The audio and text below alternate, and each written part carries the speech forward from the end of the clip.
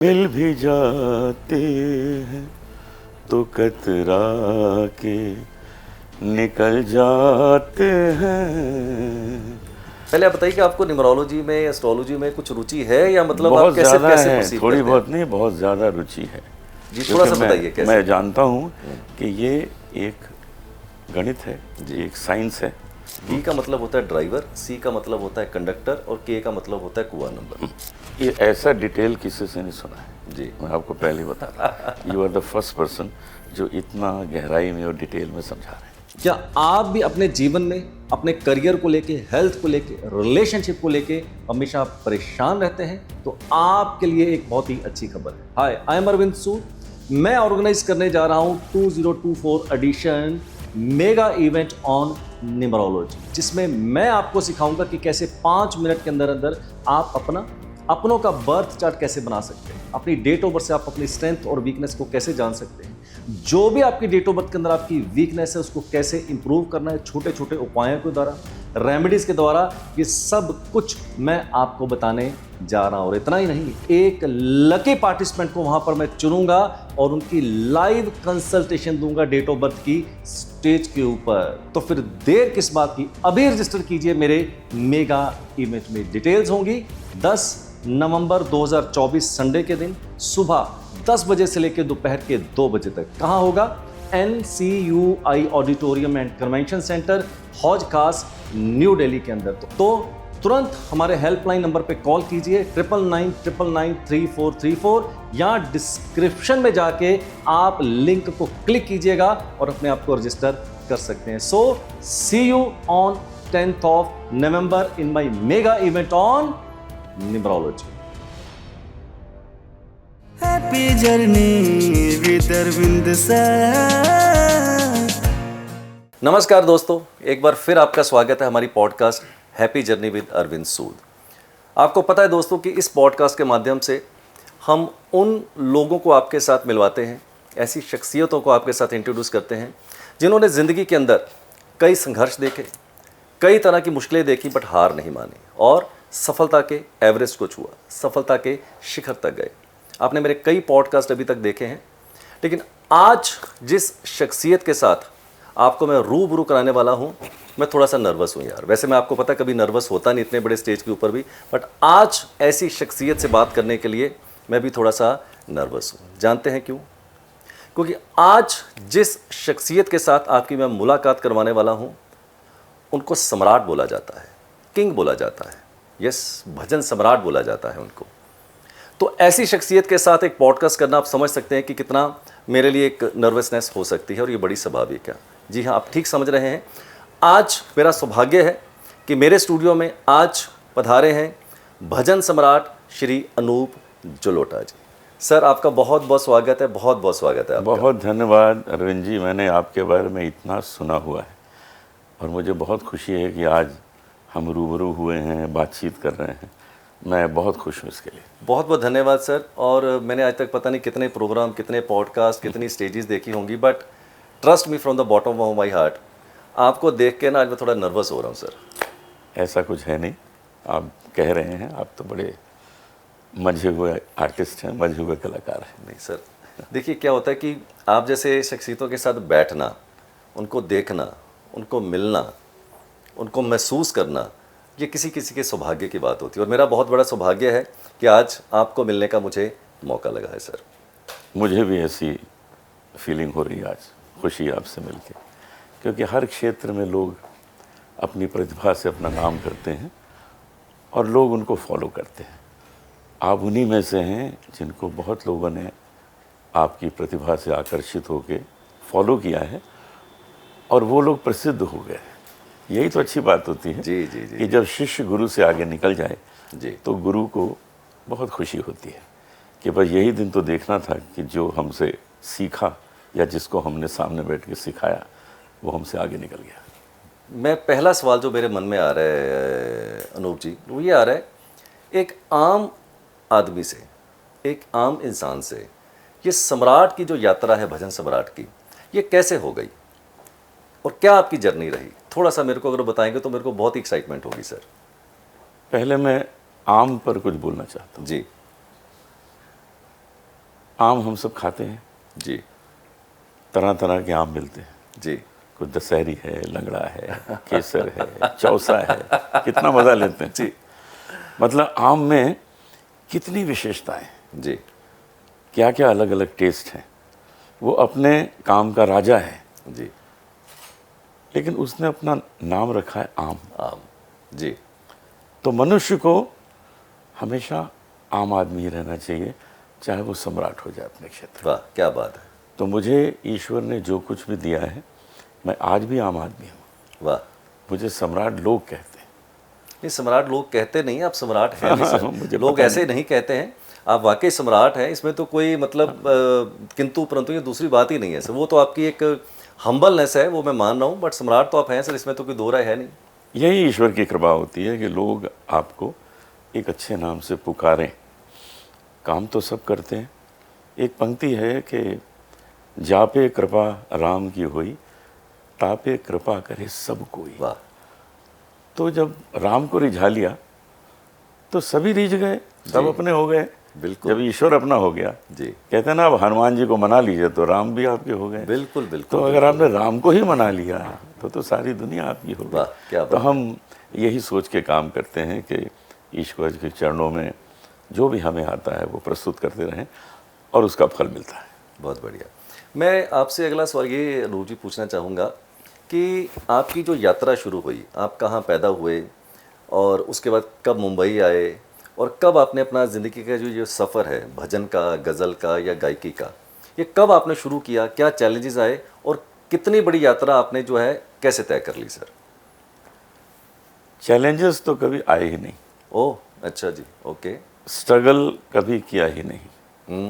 Very interesting sir. क्योंकि ये जो स्ट्रगल शब्द है, इसको डिक्शनरी से निकाल देना चाहिए।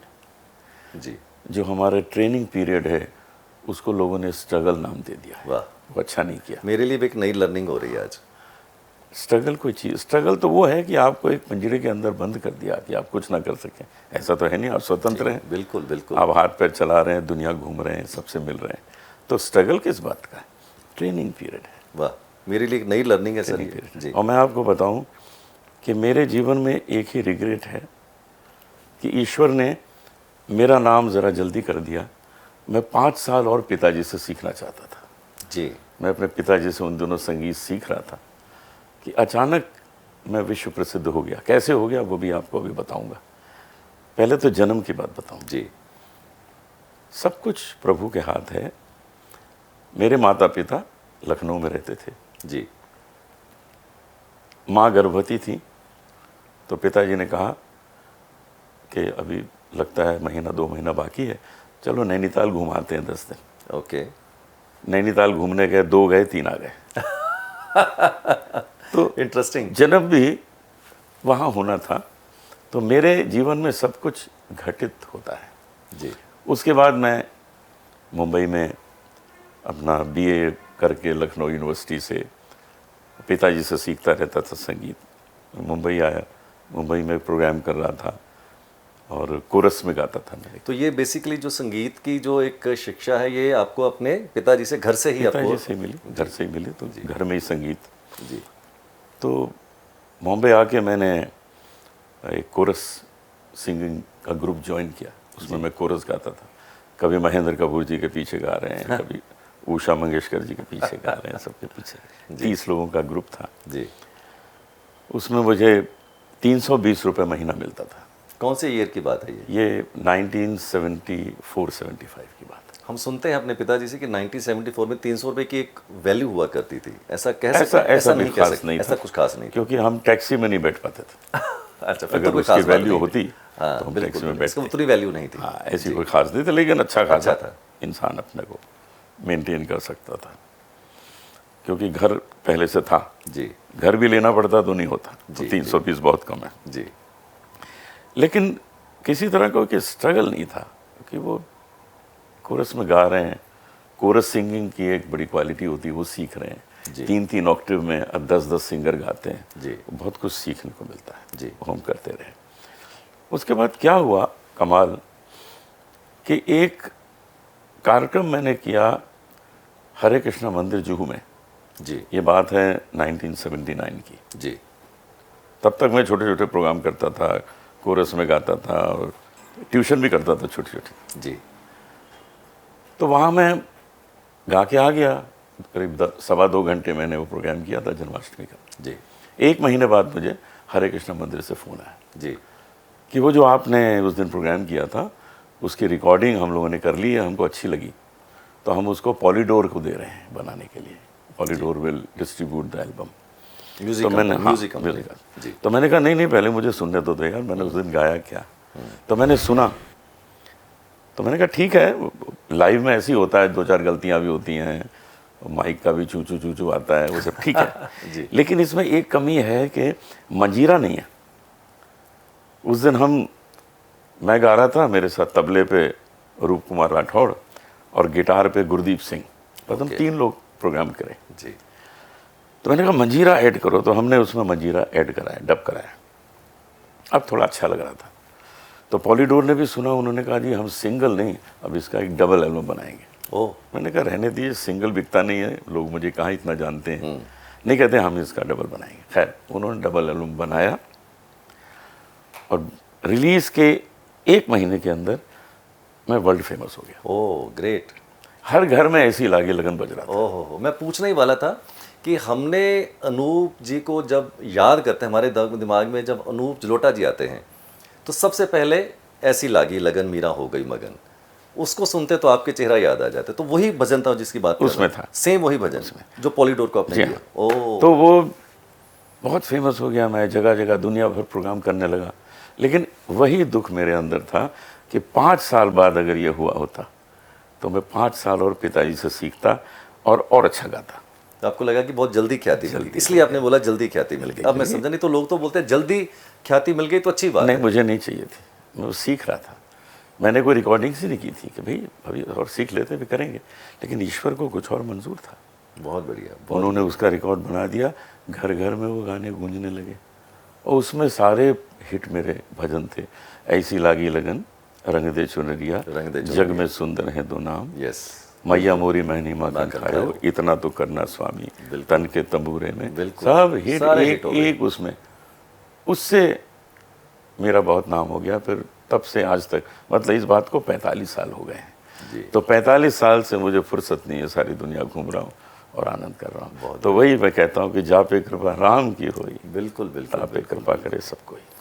लेकिन मैं आपको एक बड़ी विचित्र सी बात बोलता हूँ। अब वैसे तो आप भजन सम्राट के नाम से जाने जाते हैं, लेकिन जब मैं अपनी उम्र की बात करूं, पीछे 25-30 साल पहले की बात करूं, तो भजन तो मैं सुनता ही था आपके। उन दिनों आपकी गज़लें बड़ी मशहूर हुआ करती थी। तो somehow I don't know it is a wrong और राइट, उसको नहीं जाऊंगा मैं, बट जो आपकी गज़लें हुआ करती थी उनकी जो खास करके जो शब्दावली होती थी वो बड़ी ज़बरदस्त होती थी, बड़ी मीनिंगफुल होती थी। तो मेरा जो झुकाव था भजनों के साथ साथ गज़ल के प्रति मेरा बहुत ही झुकाव रहता था आपके लिए। तो आपको अगर चॉइस दी जाए, आप अपने आप को अंदर से कैसे महसूस करते हैं? एक भजन की आपको एज ए भजन सम्राट बेहतर पसंद करते हैं या गज़ल जॉनर को आप बेहतर अपने आप को फिट करते हैं as a internal Anup Jalota ji? लाखों लोग मुझसे इस मामले में अपसेट हैं कि मैं गज़ल कम गाता हूँ जितना पहले गाता था जी क्योंकि उनको मेरी गज़लें बहुत अच्छी लगती हैं आपकी तरह। जी लेकिन मैं अंदर से थोड़ा आध्यात्मिक हूँ, मैं अंदर से स्पिरिचुअल हूँ। तो जब मैं भजन गाता हूँ तो मुझे जो भाव मिलते हैं वो शायद गज़ल में मुझे नहीं मिलते। लेकिन आपने जो गज़ल सिलेक्शन की बात की वो मेरा सच में स्पेशल होता है। बहुत ज़बरदस्त, बहुत ही क्योंकि मैं ज़बरदस्त। लखनऊ का हूँ। जी लखनऊ में उर्दू की समझ बहुत अच्छी लोगों को, मतलब रिक्शे वाला भी आपको बैठाएगा तो गज़ल गाते गाते पहुंचा देगा बात तक। तो वहाँ गज़ल उर्दू ज़बान, बल्कि हिंदी भी शुद्ध बहुत अच्छी। तो जिन्होंने मेरी गज़लें सुनी हैं, आज भी सुनते हैं लोग, वो कहते हैं कि आपने क्यों कम कर दिया। मैं भी आपसे यही सवाल पूछना चाहता, लेकिन क्यों मैं बंद कर करूं दिया? क्या, जब ऊपर वाले की आज्ञा थी कि भाई तुमको यही करना है, और उसमें मैं ऐसा लग गया कि मैं बता नहीं सकता हूं कि मुझे क्या इसमें सुख मिल रहा है। बहुत बढ़िया, बहुत ही बढ़िया। अब एक सवाल और पूछता हूँ अनूप जी आपसे। आपने बहुत से भजन गाए होंगे, बहुत से भजन गाए हैं, अनगिनत गाए हैं। शायद मुश्किल सवाल होगा बट फिर भी मैं चाहूँगा जवाब दीजिएगा। अगर मैं आपसे ये पूछूं अनूप जी कि जितने भी भजन आपने आज तक गाए हैं, सबसे नंबर वन अगर मैं एक ही बोलूं कि एक का चुनाव करना पड़े, हालांकि ये बहुत हिंसात्मक सा सवाल है मेरे लिए स्पिरिचुअलिटी में, तो आपको सबसे फेवरेट आपका जो भजन है वो कौन सा लगता है जो आपने गाया है? मैं ऐसी लागी लगन ही चुनूंगा। जी, अब इसका जिक्र हुआ है तो दो पंक्तियां आपको गा के सुनाता ज़रूर ज़रूर ज़रूर ज़रूर। हूं। ऐसी लागी लगन वाह, मीरा हो गई मगन, वो तो गली गली गली गली हरि गुण गाने लगी। अब एक गली नहीं है, कई गलियों में गा रही है वो। तो घुमाइए जरा। वो तो गली गली गली गली हरि बहुत बढ़िया। गाने लगी, महलों में पली बन के जोगन चली, मीरा रानी दीवानी आहा, आहा। कहाने लगी। ऐसी लागी लगन मीरा हो गई मगन। वाह वाह वाह, क्या बात है, क्या बात है। धन्यवाद। आपको सुन के मुझे ऐसा लगता है कि आपने जो ये भजन गाया है तो मीरा जी को ऐसी ही लगन लगी होगी। हमने देखा तो नहीं है मीरा जी को, ऐसे लगी होगी, बिल्कुल ऐसी लगी होगी। आपकी आवाज़ को सुन के आपका भाव देख के लगता है कि मीरा को अगर लगन लगी होगी तो ऐसी ही लगन लगी ऐसे ही समर्पित थी वो भी। बहुत बढ़िया, और देखिए मीरा का जो एक व्यक्तित्व है उसको जरा सोचिए। लोग मुझे कहते हैं मीरा और राधा के बारे में आप बताइए, तो मैं उनसे कहता हूँ कि राधा तो उस गांव की ही थी, वहाँ की एक गोपी थी, लेकिन मीरा एक रानी थी।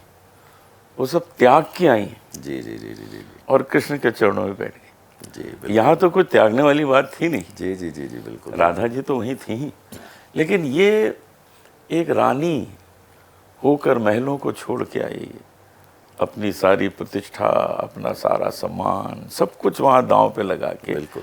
आके कृष्ण के चरणों में बैठ गई।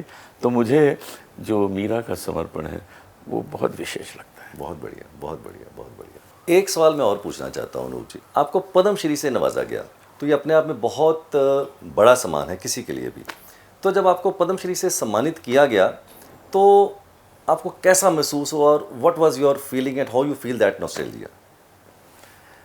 देखिए, ये जो सम्मान है, राजकीय सम्मान है, राष्ट्र सम्मान है, ये बहुत विशेष होते हैं। जी देश सम्मानित कर रहा है, कोई छोटी मोटी ऑर्गेनाइजेशन नहीं, जी, देश सम्मानित कर रहा है, राष्ट्रपति आपको दे रहा है। Correct correct. तो इसको बहुत सम्मान से प्रत्येक को स्वीकार करना चाहिए। मैं ऐसे कई कलाकारों को जानता हूँ जो मना कर देते हैं, उनको पद्मश्री कहा गया तो कहते नहीं, हमको तो पद्म भूषण चाहिए, जी हमको तो पद्म विभूषण चाहिए, और वो रिजेक्ट कर देते हैं ऑफर। ऐसा नहीं करना चाहिए। कहीं ना कहीं अहंकार जो है वो अंदर थोड़ा जो है वो कि आप स्वयं को पद्म भूषण के योग्य समझते हैं, आप अपने को भारत रत्न के योग्य समझते हैं, इसलिए मना कर रहे हैं। ऐसा नहीं है, ये सब राष्ट्र के सम्मान है। जी जी भारत रत्न भी राष्ट्र का सम्मान है, उसको भगवान राम नहीं आगे देते हैं, राष्ट्रपति देते हैं। राष्ट्रपति देते हैं। जी जी तो वो वही सम्मान है जो दिया जाए। तो सम्मान को हमेशा स्वीकार करना चाहिए। सरकार स्वीकार कीजिए, उसका सम्मान कीजिए। मेरे घर में केवल 2 सम्मान जो हैं उनको मैंने लगा के रखा है। जी एक पद्मश्री है और एक है संगीत नाटक अकेडमी। जी। वो भी बहुत बड़ा है। बहुत बड़ा है। संगीत नाटक अकेडमी अवार्ड कलाकारों की तरफ से नॉमिनेट होता है वेरी नाइस, वेरी कि देश के कलाकार कहें कि इसको दो, तो वो एक बहुत बड़ी चीज़। मैं तो कहता हूँ पद्मश्री से भी बड़ी है। जी। पद्मश्री तो कोई मंत्री कह देते तो मिल जाता है, जी लेकिन यहाँ बड़ी बात है। तो अब मैं आपको बताऊँ, ये ट्रॉफीज़ जो हैं, जैसे 2 ये मैंने लगा रखे हैं फ्रेम, मुझे अभी तक कुछ 15-20 हज़ार ट्रॉफीज़ मिली होंगी। 15-20 हज़ार? हाँ, मिली होंगी, क्योंकि मैं पिछले इसलिए तो बहुत बड़ा एक गोडाउन चाहिए। 6-6.5 हज़ार प्रोग्राम कर चुका हूँ। जी। तो हर प्रोग्राम में 2-4 ट्रॉफी लोग देते हैं, मोमेंटो देते हैं। मैं एक भी अपने घर नहीं ले जाता हूँ। अच्छा, तो फिर कहाँ ले जाते हैं उसको? वहीं किसी को दे देता हूँ। वहीं दे देते हैं किसी को? वहीं कोई फ़ैन आया, जानूप जी मैं आपका बहुत बड़ा फ़ैन, मतलब मैंने कहा आज ये ले जाओ तुम दूसरे प्रोग्राम में दूसरा उसको ये ले जाओ। मैं अपने घर में जो मेरी उपलब्धि है वो मैं नहीं ले जाता हूँ। घर में मैं एक पिता हूँ, एक पति हूँ, एक बेटा हूँ, एक भाई हूँ। मैं वहाँ पर वो भजन सम्राट जिसको बोलते हैं अनूप जलोटा, वो मैं नहीं हूँ। जी, बहुत बड़ी बात तो मेरे घर में एक भी ट्रॉफी नहीं है। मुझे 100 से ज़्यादा gold, platinum, multi platinum discs मिली हैं, वो सब बांट दिए मैंने। क्या बात मेरे है, घर में वेरी कुछ नाइस। नहीं। क्योंकि मैं घर में आके अपनी ये जो मुझे प्राप्त हुआ है वो मैं नहीं देखना चाहता। मैं वो देख के बिल्कुल नहीं सोचना चाहता कि मैंने ये किया है। मैंने एक भी नहीं रखी है, और आज भी यही करता हूँ, और पिछले 45 साल से यही कर रहा हूँ। क्या बात है। That is called I think real spirituality. अगर आपने स्पिरिचुअलिटी की बात करी है तो स्पिरिचुअलिटी में मैं तो खैर कुछ भी अभी गोता नहीं खाया मैंने। तो मेरा स्पिरिचुअल मास्टर नूप जी यही की बात कहता है, पहले अहंकार का जो शीश है वो कटवा के आओ। बहुत ज़रूरी। अगर अहंकार का शीश साथ में लेके चल रहे हो तो फिर स्पिरिचुअलिटी के अंदर, उस समंदर के अंदर आप जा ही नहीं सकते। तो बहुत अच्छी बात आपने बोली कि कितने अवार्ड्स मिले लेकिन आप घर तक नहीं ले गए, और घर पे जाने के बाद ये फील नहीं होना चाहिए कि मैं एक सम्राट की तरह वो होना ही नहीं चाहिए। होना नहीं चाहिए। अब जैसे अगर व्यक्ति उड़ना चाहता है, उड़ान लेना चाहता है, तो उसको हल्का होना पड़ेगा। तो उसके लिए घमंड वमंड लेगा तो भारी हो गया। Very nice. तो हल्का होना है, उड़ान भरनी है, तो आप हल्के हो जाओ।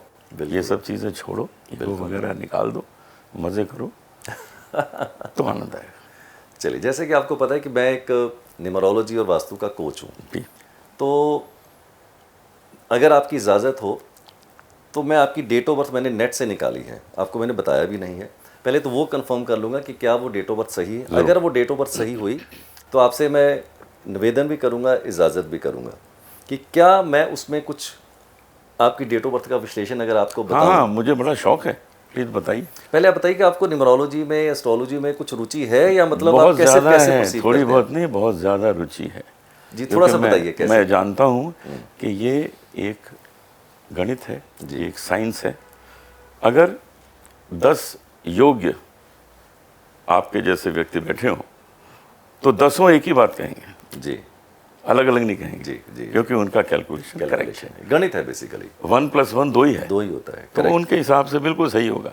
अगर उसमें कोई फेक है तो वो अपने हिसाब से बताएगा जी, आपको तो ये मिलेगा, आपको तो वो मिलेगा। हम सुनते रहते हैं आज ही मिलेगा, जब जरूर मिलेगा, हम आपको मिलेंगे जब मिलेगा, बता देते हैं। लेकिन सच ये है कि ये पूरी गणित है, साइंस है।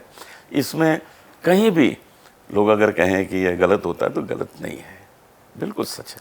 तो आप स्वतंत्र हैं, आप मुझे बताएं। पहले मैं आपकी डेट ऑफ बर्थ जो मेरे को मिली है मैं इसको कंफर्म करता हूँ, पूछ लेता हूँ आपसे। मैं आपका डेट ऑफ बर्थ जो है मेरे पास वो है 29 जुलाई 1953 6 PM नैनीताल। करेक्ट है सर? बिल्कुल सही, करेक्ट। ये सर मैंने आपका बर्थ चार्ट बनाया हुआ है, तो 2-3 चीज़ें एक्सप्लेन करता हूँ, बताएं। और आपको पूरी की पूरी फ्रीडम है, किसी भी बात के साथ आप डिसएग्री करना चाहें तो कर सकते हैं। क्योंकि मैं भी विद्यार्थी हूँ, पिछले 24 साल से सीखने की कोशिश कर रहा हूँ। आज भी गलतियाँ होती हैं, हो जाती हैं, होती रहेंगी, होती रहेंगी। तो जो भी मेरे को आपको लगे कि डिसएग्रीमेंट होगा प्लीज़ मेरे को बताइएगा। डेट ऑफ बर्थ आपका 29 जुलाई 1953। शायद बहुत ही संक्षिप्त में बताऊंगा इसको। जब हम बर्थ चार्ट को बनाते हैं तो बर्थ चार्ट के अंदर अगर आप देखेंगे नूप जी, तो यहाँ पर टोटल 9 ब्लॉक्स हैं। हाँ, 9 ब्लॉक्स क्यों हैं? क्योंकि नंबर ही 1 से लेकर 9 तक है। फिर यहाँ पर हम क्या करते हैं, एक कैलकुलेशन करते हैं DCK। D का मतलब होता है ड्राइवर, C का मतलब होता है कंडक्टर, और K का मतलब होता है कुआं नंबर।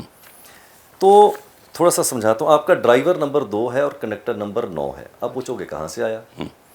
आप 29 को पैदा हुए, तो 2 और 9 कितने हुए? 11 का टोटल 2। तो जो आपकी पहली डेट है वो आपका ड्राइवर हो गया।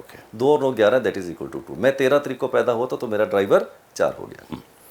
डेट, मंथ एंड ईयर 29 जुलाई 1953। अरे सारे अंकों का हम टोटल करें, 2 9 11, 11 7 18, 18 और 9 1 19, 19 और 9 28, 28 और 5 33, 33 और 3 36, दैट इज इक्वल टू 9। तो कंडक्टर नंबर आपका 9 निकल के आता है, मेरा 2 निकल के आता है। ठीक। तो ये एक कॉम्बिनेशन बैठता है 2 और 9 का। और फिर आपका बर्थ चार्ट है। तो बर्थ चार्ट के हिसाब से अगर मैं बताऊं आपको, तो आपकी एक मिडल लाइन होती है 9 5 1 वाली। आप देख सकते हैं, ये देखिए आपकी एक 9 5 1 की लाइन कंप्लीट हो रही है, एक 3 5 7 की लाइन कंप्लीट हो रही है, 2 लाइंस कंप्लीट हो रही है। टोटल 8 लाइनें होती हैं, 3 वर्टिकल, 3 हॉरिजेंटल और 2 डायगोनल। मैं ऐसा कह सकता हूं, एज ए विद्यार्थी कह लीजिए, एज ए टीचर कह लीजिए। मैंने ये ऐसा डिटेल किसी से नहीं सुना है। जी। मैं आपको पहले ही बता रहा, you are the first person जो इतना गहराई में और डिटेल में समझा रहे हैं। जी, धन्यवाद। तो हर इंसान के अंदर ना क्या है, मैं ऐसा फील करता हूँ कि परमात्मा ने 8 billion population across the world, 800 crore लोगों की पॉपुलेशन है। परमात्मा ने जब हमें पैदा किया था तो बहुत ही क्षमता के बीज डाले थे, लेकिन सफलता के पेड़ चंद लोग बना पाते हैं आपकी तरह। हर इंसान में कुछ स्ट्रेंथ है अनूप जी और कुछ वीकनेसेस है। स्ट्रेंथ भी है, वीक मेरे अंदर, आपके अंदर, मोदी जी के अंदर, बिल गेट्स के अंदर। We are a combination of strengths and weaknesses. तो मैं आपसे ज़्यादा चाहूँगा कुछ स्ट्रेंथ बताने की और कुछ वीकनेस। हाँ जरूर। सबसे बड़ी स्ट्रेंथ मैं आपको बताता हूँ, आप हाँ या ना बोलिएगा। आपकी एक लाइन पूरी होती है 9-5-1 वाली। अगर किसी की 9-5-1 की लाइन पूरी होती है तो मैं जब पढ़ाता हूँ ये सब्जेक्ट अपने स्टूडेंट्स को तो मैं बोलता हूँ these people are fighter fighter and fighter. बिल्कुल सही है, never come to the pressure. जिंदगी में कभी हार नहीं मानते, बिल्कुल सही है, हालात के सामने घुटने नहीं टेकते, संघर्ष करने की क्षमता बड़ी ही अद्भुत होती है। एक और 100% सही। एक और चीज़ बताता हूँ, मैं सब्जेक्ट ये पढ़ाता हूँ 9-5-1 की लाइन का, तो मैं बोलता हूँ ऐसे लोगों को चेहरे से पढ़ना बहुत ही मुश्किल है। दुख चले एक जैसा चेहरा रहता है, सुख चले चेहरा एक समान। ठीक बात। बहुत ही मुश्किल है चेहरे से पढ़ना। ठीक। क्या सही है ये? बिल्कुल सही है। गंगा गए गंगा राम, यमुना गए यमुना दास। ये लोग मुझे पर्सनैलिटी होती है। लोग मुझे कहते हैं कि आप हर वक्त मुस्कुराते क्यों रहते हैं? तो मैं उनसे कहता हूँ मैं इसलिए मुस्कुराता रहता हूँ कि मैं हर वक्त भगवान को धन्यवाद देता रहता हूँ कि इतनी छोटी सी प्रतिभा को तुमने वर्ल्ड फेमस बना दिया है, कमाल किया है, बहुत बहुत शुक्रिया। इसलिए मैं मुस्कुराता रहता हूँ, बहुत धन्यवाद। कोई कंप्लेंट नहीं है मुझमें। बहुत बढ़िया। और जब 9-5-1 की लाइन आती है तो मैं हरवंश राय बच्चन जी की 2 लाइनें हमेशा अपने स्टूडेंट्स को बोलता हूँ कि अगर किसी की डेट ऑफ बर्थ में ये नंबर आ जाए ना 9-5-1, तो हरवंश राय बच्चन जी ने कहा है हिम्मत करने वालों की कभी हार नहीं होती और लहरों से डर के नौका कभी पार नहीं होती। ये होती है सर 9-5-1 की पर्सनैलिटी। एग्री करते हैं? बिल्कुल करता हूँ, मैं कर्मठ हूँ, लगा रहता हूँ। एक आपके पास 3-5-7 की लाइन पूरी होती है, मेरे पास 3 और 7 नंबर आता है लेकिन 5 नहीं आता। 3-5-7 जब आता है तो इसको बोलते हैं इमोशनल प्लेन। न्यूमरोलॉजी के अंदर इमोशनल प्लेन का मतलब होता है their heart rules over their head. Correct. Their heart rules over their head. दिल के राजा होते हैं, बिल्कुल दिल सही, के राजा होते हैं और इमोशनल डिसीजन लेते हैं ज़िंदगी के अंदर। वैसे तो आपको नहीं मैं बोल रहा हूँ, बट थोड़ा सा कान बंद कर लीजिएगा जो मैं बोलने लगा हूँ। क्लास के अंदर जब ये सब्जेक्ट पढ़ाता हूँ तो मैं बोलता हूँ इमोशनल फूल्स भी होते हैं। क्यों? ठीक कह रहे हैं आप, ठीक कह रहे हैं। इसलिए क्योंकि दिल के राजा होते हैं और दिल से फैसले लेते हैं, और इसलिए इमोशनल फूल बोलता हूँ कि एक ही इंसान से एक ही बार धोखा नहीं खाते, बार बार खा लेते, क्योंकि दिल के दरवाजे बहुत बड़े होते हैं। गोल्डन हार्टेड लोग होते हैं, ठीक बात है। दरवाजे बहुत दिल के बड़े होते हैं। तो क्या आप कह सकते हैं कि आप इमोशनल डिसीजन लेते ये हैं? बिल्कुल सही है, क्योंकि एक तो मैं कलाकार हूँ, तो कलाकार अपने दिल से ही काम करता है, फीलिंग से ही काम करता है। दिमाग से तो कलाकार हो दिमाग नहीं का सकता बहुत कभी। कम इस्तेमाल होता है। दिमाग का इस्तेमाल कोई चीज़ सीखने में होता है, लेकिन जब इम्प्लीमेंट की बात आती है तो दिल सामने आ जाता है, फीलिंग सामने आ जाती है। और मैं समझता हूँ कि अगर वो ना आए तो हमारा प्रेजेंटेशन अच्छा हो नहीं सकता। ये इमोशनली होना पड़ेगा, तभी वो लोगों के दिल तक पहुँचेगा। चलिए एक और बात बोलो, सिर्फ हाँ या ना में जवाब दीजिए, बहुत डीप नहीं जाऊँगा, बताएं। बहुत ही व्यक्तिगत हो सकता है। मैं सिर्फ सीखने की कोशिश कर रहा हूँ ये सब्जेक्ट को, और हमेशा टेस्ट करता हूँ इन नंबरों को। अगर किसी के पास 3-5-7 की लाइन आ जाए तो अक्सर ऐसे लोगों को कई बार धोखे तो मिलते ही हैं और अपनों से धोखे मिल जाते हैं। एक्चुअली मैं या ये शायद सवाल नहीं, धोखा जो है उसको मैं कोई विशेष महत्व देता नहीं हूँ, क्योंकि ये प्रकृति है। प्रकृति में मनुष्य बदल सकता है अपने अपने अलग विचारों से। तो मैं, सच बात है कि धोखे बहुत खाए हैं, लेकिन मैं उन धोखों को महत्व नहीं देता हूँ कि उसका कोई मेरे जीवन में अस्तित्व है, कुछ नहीं है। आपकी ही 2 लाइनें हैं 3-5-7 की लाइन के लिए, अभी मुझे याद आई। मिल भी जाते हैं तो कतरा के निकल जाते हैं। मैं 2 लाइन सुना दूं? जी सर मेरा तो धन्य भाग्य अगर आप सुना दें। मिल भी जाते हैं तो कतरा के निकल जाते हैं। मिल भी जाते हैं तो कतरा के निकल जाते हैं, हाय मौसम की तरह दोस्त बदल जाते हैं। क्या बात है। मिल भी जाते हैं तो कतरा के निकल जाते हैं। वाह वाह वाह, क्या बात है, क्या बात है। तो ये जो 3-5-7 की लाइन है ना, ये इसलिए मैंने बोली कि मिल भी जाते हैं तो कतरा के निकल जाते हैं, हाय मौसम की तरह दोस्त बदल दोस्त जाते हैं। बदल हाँ, जाते होता है। होता है। एक चीज़ मैं आपको पूछता हूँ, वो शायद सिर्फ आपको पता होगी या आपके बहुत चाहने वालों को या हो सकता है फैमिली मेम्बर को भी ना पता हो। आपकी डेट ऑफ बर्थ के अंदर योग बैठा है चंद्रमा के साथ केतु, मल्टीपल 2 आ रहे 7 आता है, मेरे भी आता है। अगर किसी के पास ये आता है तो ऐसे मैं लोगों को बोलता हूँ कि ऐसे लोगों की इंट्यूशन पावर बहुत ही स्ट्रांग होती है और may be it can turn into the sixth sense also. Means आपको क्या ऐसा कभी लगता है कि पूर्वाभास होते हैं, पहले से पता चल जाता है कि क्या होने वाला है ज़िंदगी के अंदर, कोई इंसिडेंस के बारे में, अच्छी घटना, बुरी घटना, और ऐसा जब आभास होता है और अगर आप उस आभास को, इंट्यूशन पावर को इग्नोर करते होंगे तो आपको हमेशा रिपेंट होता होगा, काश मैं उस अपनी आवाज़ को सुन लेता। ये बहुत बड़ी परमात्मा ने आपको एक पावर दी ये है। मुझ पर कृपा है, मैं सच में समझ लेता हूँ, क्योंकि मैं रोज़ ही किसी नए व्यक्ति से मिलता हूँ, नई जगह प्रोग्राम करता हूँ, नई ऑडियंस होती है, नया ऑर्गेनाइज़र होता है, मुझे पता लग जाता है कि ये बंदा क्या कर रहा है। ताड़ने की क्षमता बड़ी होती है ऐसे लोगों को। और एक बात और मेरे अंदर है कि इंसान है, गलती भी करता है, लेकिन उस गलती को मैं तुरंत ठीक कर लेता हूँ। मैं वो गलती बार बार करूँ ये फिर संभव नहीं। अगर मैंने एक गलती की, मुझे पता लग गया ये ठीक नहीं है, तो उसको मैं तुरंत संभालता हूँ और फिर जीवन भर वो नहीं होता दोबारा। Very nice, I am very strong in that way. बहुत ही बढ़िया। आपकी डेट ऑफ बर्थ का जो सबसे स्ट्रॉन्ग पॉइंट है वो मैं हाईलाइट करता हूँ। जुपिटर और केतु नंबर 3 और नंबर 7, ये दोनों आपकी डेट ऑफ बर्थ के अंदर आते हैं, मेरे भी आते हैं। ये नंबर जब किसी की डेट ऑफ बर्थ के अंदर आते हैं तो मैं बोलता हूँ कि किसी भी जन्म के अंदर, शायद इस जन्म में, पिछले जन्म में या अगले जन्म में, एक स्पिरिचुअल जर्नी की तरफ लोग चले जाते हैं। एक स्पिरिचुअल ऑरा जो है वो क्रिएट हो जाता है। तो मैं कह सकता हूँ कि शायद इस जन्म में आपके साथ हुआ होगा या पिछले जन्मों की यात्रा होगी या कब होगा, लेकिन you are highly spiritual person और आपका जो मोक्ष है या जो एक कंटेंटमेंट है वो आपको स्पिरिचुअलिटी में ही आने वाली है और किसी चीज़ में आने वाली नहीं। मटेरियलिस्टिक चीज़ों में शायद उतनी नहीं आएगी। बिल्कुल सच बात है। पिछले 5 वर्षों से मेरे अंदर ये फीलिंग बहुत स्ट्रांग हो गई है।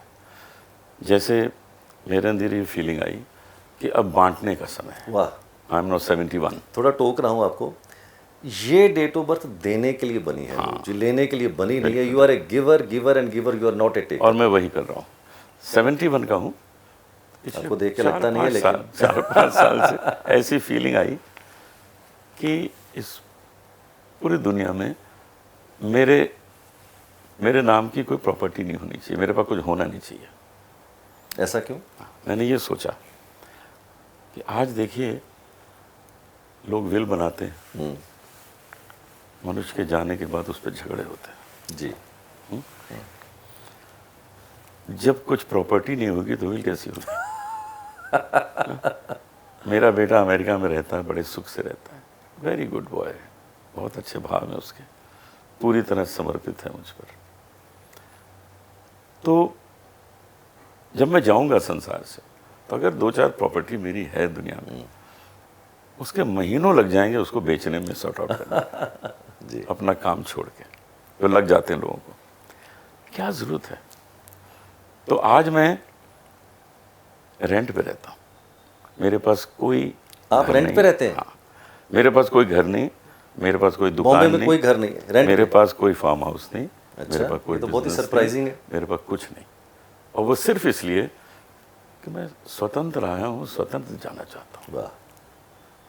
ये मेरी अंदर की ये पिछले 5 साल में डेवलप हुआ है। तो ये त्याग ही तो है, वो भावना की तरफ बढ़ रहा हूँ, स्पिरिचुअलिटी की तरफ बढ़ रहा हूँ। मेरा तो स्पिरिचुअल मास्टर मुझे ऐसा कहता है कि ये जो स्पिरिचुअल जर्नी है या स्पिरिचुअल एहसास है, ये एक जन्म की यात्रा नहीं होती नूप जी, कई जन्मों की यात्रा है। जी। कब गोता लगाएंगे, कब परमात्मा आपको चुने, because you cannot choose spirituality, spirituality choose you. आप स्पिरिचुअलिटी नहीं चुनते, स्पिरिचुअलिटी आपको चुनती है। बड़े खुशकिस्मत है आप, कुछ हद तक मैं कि स्पिरिचुअलिटी ने हमको चुना है, वरना सारी ज़िंदगी में वही पैसा, धन, दौलत, मान, यश, उसी के पीछे दौड़ते रहते हैं। अब मेरा नाम ईश्वर ने तो किया ना, वो जो एल्बम बना दिया, मैं तो रिकॉर्ड करने नहीं गया था। बिल्कुल बिल्कुल बिल्कुल बिल्कुल। तो वो उसकी इच्छा है कि ये भजन गाए, हमारे गुणगान गाए, लोगों तक हमारे मैसेज पहुंचाए, तो मैं उस क्षेत्र में लग गया हूँ। तो अपने हाथ में कुछ है ही नहीं। बिल्कुल बिल्कुल बिल्कुल। हानि लाभ जीवन मरण यश अपयश विधि हाथ। तो हाथ में क्या रह गया? केवल एक स्वतंत्रता ईश्वर ने दी है। आप अपना मित्र चुन सकते हैं जी। आप माता पिता नहीं चुन सकते। बिल्कुल। नहीं तो हर आदमी मुकेश अंबानी को पिता चुन लेगा। जी जी जी जी। माता पिता नहीं चुन सकते, भाई बहन नहीं चुन सकते। कंट्री नहीं चुन सकते, कहाँ पैदा हो गया। आप एक चीज चुन सकते हैं, मित्र। मित्र चुन वो मित्र आपका पार्टनर भी हो सकता है, आपका पति हो सकता है, पत्नी हो सकती है। जी बाकी तो स्वतंत्रता है ही नहीं। बिल्कुल बिल्कुल बिल्कुल। तो इसलिए ईश्वर ने आपको एकदम बांध के रखा है कि तुमको मैंने जिस क्षेत्र में ला के डाल दिया उस क्षेत्र में काम करते रहो, बस मित्र चुनने में गलती मत करना। वाह, क्या बात है, क्या बात है। मैं आपको जैसे मैंने बताया कि मैं आपकी गज़लें बहुत ही सुनता हूँ, बहुत ही आज भी सुनता हूँ। तो मैं आपको कुछ टेस्ट करना चाहता हूँ कि आपकी बहुत ऐसी गज़लें हैं पुरानी। हाँ। तो मैं जहाँ मेरे को बड़ा इंटरेस्ट है कि क्या आपको मैं अगर एक पंक्ति बताऊँ तो दूसरी आप बोलेंगे कि नहीं बोलेंगे? उसके पहले बता देता हूँ कि मेरे पास कोई डायरी नहीं है। मुझे कोई गाना लिख कर पढ़ कर मैं नहीं गाता, सब यहाँ है। चलिए तो मैं आप टेस्ट कर लीजिए। जी, आपकी बहुत पुरानी गज़ल है, उसके पहले 4 लाइनें आती हैं। रोने से नहीं हासिल कुछ ए दिले सौदाई। रोने से नहीं हासिल कुछ ए दिले सौदाई, आंखों की भी बर्बादी और दामन की क्या भी बात है, रुसवाई। मुझे लगता नहीं था बता कुछ पाएंगे। लोग समंदर के बिछड़े बिछड़े हुए हुए साहिल साहिल हैं, हैं, इस पार भी भी तन्हाई। उस पार। और अगर एक गज़ल कहाँ से शुरू टूटे होती है? हुए। हाँ, क्या बात है, क्या बात। अब ये मेरी बहुत ही फेवरेट गज़ल है, तो मैं चाहता हूँ कि ये मुखड़ा जरूर सुनाइएगा।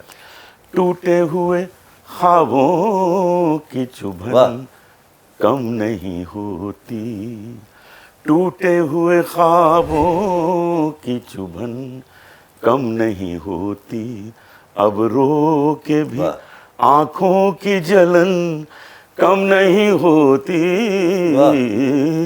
टूटे हुए ख्वाबों की चुभन कम नहीं होती। बदनाम मेरे प्यार का। बदनाम मेरे प्यार का अफसाना हुआ है, दीवाने भी कहते हैं कि दीवाना हुआ है। दिल ही नहीं तो दिल के सहारों। दिल ही नहीं तो दिल कमाल कर दिया आपने। सहारों को क्या करूं, जब पास तुम नहीं तो बहारों को क्या करूं, दिल ही नहीं तो दिल के सहारों को क्या करूं। पत्थर बना दिया मुझे। पत्थर बना दिया मुझे, रोने नहीं दिया, पत्थर बना दिया मुझे, रोने नहीं दिया, दामन भी तेरे गम में भिगोने नहीं दिया, पत्थर बना दिया मुझे, रोने नहीं दिया। क्या बात है, क्या बात है, मज़ा आ गया, मज़ा आ शुक्रिया। गया। मुझे लगता था कि शायद आप पकड़ नहीं पाएंगे, आपको याद करना पड़ेगा कौन सी लाइन है, लेकिन आपने तो कमाल कर दिया।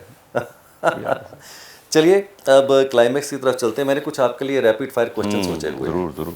और देखते हैं कि आप उसका जवाब कैसे देते हैं। ठीक है, आपको आज़ादी नहीं भी देना चाहेंगे तो कोई पहले बात पूछें। नहीं। पहला तो सवाल मैंने ये लिखा था रैपिड फायर में कि आपका सबसे फेवरेट भजन और सॉन्ग का, वो तो आपने पहले बता मैंने दिया। बता दिया, इसी लागी लगन। जी जी जी जी। अगर मैं गज़ल की बात करूं तो सबसे फेवरेट गज़ल आपकी अपनी गाई हुई कौन सी है, और कोई जो दूसरे सिंगर्स हैं, कोई भी हो सकता है, उनकी कोई फेवरेट गज़ल जो आपको बहुत ही पसंद हो? मेरी जो है वो है, चांद अंगड़ाइयाँ ले रहा है, चांदनी मुस्कुराने लगी है, एक भूली हुई सी कहानी फिर मुझे याद आने लगी है। और दूसरे की मेहंदी हसन साहब की, रंजिश ही सही वाह, दिल ही दुखाने के लिए आ, रंजिश ही सही। वाह वाह वाह वाह, धन्य हो गए, धन्य हो गए, वेरी गुड। अगला मेरा आपसे सवाल ये होगा कि पूरी इंडस्ट्री में, चाहे वो फिल्म इंडस्ट्री है या म्यूज़िक इंडस्ट्री है, सबसे बेस्ट फ्रेंड कौन सा है आपका? मेरे सबसे अच्छे दोस्त हैं तलत अजीज़। ओह, वेरी नाइस। तलत अजीज़ जितना अच्छा गाते हैं, डूब के गाते हैं, वैसे ही वो गहरे आदमी हैं। उनसे बात करने बैठिए तो तबीयत खुश हो जाती है, और इतनी नॉलेज है, मतलब वो बात करते करते आप उनको ले जाइए फ्लाइट उड़ाने तक तो वो भी बता देंगे कि प्लेन कैसे उड़ता है। बड़ी मखमल की आवाज़ है, एक तो एक बोलते हैं। चीज़ उनको पता है दुनिया भर की। मेडिकल बात करिए, कैंसर के बारे में सुनिए, उसके बारे में शुरू हो जाएंगे। उसको ये है, किसी को पूछे भी उसकी वॉइस ख़राब हो गई तो वोकल कॉर्ड्स में क्या होता है बता दें। मतलब मैंने इतना ज़्यादा अवेयरनेस वाला आदमी जिसको इतना कुछ पता है मैंने दूसरा नहीं देखा। और माशाअल्लाह उनकी पर्सनालिटी है। बिल्कुल, हम उनको गज़ल वर्ल्ड का अमिताभ बच्चन कहते हैं। क्या बात है। और मखमल की आवाज़, क्या क्या बात है। बहुत ही मखमल की आवाज़ है। उनके ये गज़ल की 2 लाइन बिल्कुल सुनाता हूं। बिल्कुल बिल्कुल बिल्कुल जी। कैसे सुकून पाऊं तुझे देखने के बाद, अब क्या गज़ल सुनाऊं तुम्हें देखने के क्या बात है। बाद, कैसे सुकून पाऊं तुझे देखने के बाद। क्या बात है। उनकी एक गज़ल है, मुझे अभी मुखड़ा शायद अचानक याद नहीं आ रहा, जब मैं अपने प्रोग्राम्स करता हूँ तो उनकी गज़ल की 2 लाइनें हैं, वो मैं तकरीबन हर ट्रेनिंग प्रोग्राम में सुनाता हूँ। मुझे मुखड़ा अभी याद आएगा तो सुनाऊंगा। मंदिर गए, मस्जिद गए और पीरों फ़कीरों से मिले। हाँ, मंदिर गए, ये तलत अजीज़ साहब की गज़ल है, अगर मुझे मुखड़ा याद आया तो बताऊंगा। मंदिर गए, मस्जिद गए और पीरों फ़कीरों से मिले, एक तुझको पाने के लिए क्या क्या ना किया और क्या क्या ना हुआ। वाह। ये उनकी गाई हुई गज़ल है, मुझे मुखड़ा याद नहीं आ रहा। मैं तलत अजीज़ के लिए, हमारा दोस्त है, एक शेर पढ़ देता हूँ ज़रूर ज़रूर। कि तेरे जैसा कोई मिला ही नहीं, तेरे जैसा कोई मिला ही नहीं, और मिलता भी कैसे, कोई था ही नहीं। हाय हाय हाय हाय, क्या बात है, क्या बात है, क्या बात है। Very nice. चलिए, अगला मेरा सवाल होगा आपसे कि ऐसा कोई सिंगर है जिसको आप कह सकते हैं कि ये मेरे लिए एक इंस्पिरेशन है, जिससे वाला होता है कि यस, ये मेरे लिए इंस्पिरेशन है। सब हैं, जितने सिंगर कमाल के हैं। जैसे हम बेगम अख्तर साहिबा से शुरू करते हैं, तलत साहब, तलत महमूद साहब, तलत अजीज़, मेहंदी हसन साहब, गुलाम अली, जगजीत सिंह, अरे पंकज उधास, हरिहरन जी, ये चंदन दास जी। यस। लोग मुझे कहते हैं कि आपका इन लोगों से कंपटीशन है, तो मैं कहता हूँ नहीं, कंपटीशन तो अपने बराबर वालों से होता है। ये लोग तो मुझसे बहुत अच्छे हैं। वाह, ये आपकी हम्बलनेस है इनसे सर, मैं ये तो कंपटीशन आपका कैसे हम्बलनेस है, मैं करूँगा? बता दे दूं आर आपको। Much better singer than me. तो कंपटीशन की कोई बात ही नहीं उठती है। ये तो आपका बड़प्पन है सर, आपकी हम्बलनेस है इतनी। That is called such spirituality. मन की बात बता रहा हूँ। ये स्पिरिचुअलिटी है सर। अगला मेरा आपसे सवाल होगा सर, आज की इरा के अंदर जितने भी नए सिंगर्स हैं पिछले 5 साल 10 साल में जो आए हैं, किस सिंगर को आप बहुत ही उम्दा सिंगर जो है वो मानते हैं आपके नज़रिए से? वर्सेटैलिटी में जी। सोनू निगम बहुत अच्छे हैं, जो बहुत अच्छा गाते हैं। और इस बीच जावेद अली, यस। उनका गाना बहुत ठहरा हुआ है, बहुत अच्छा है।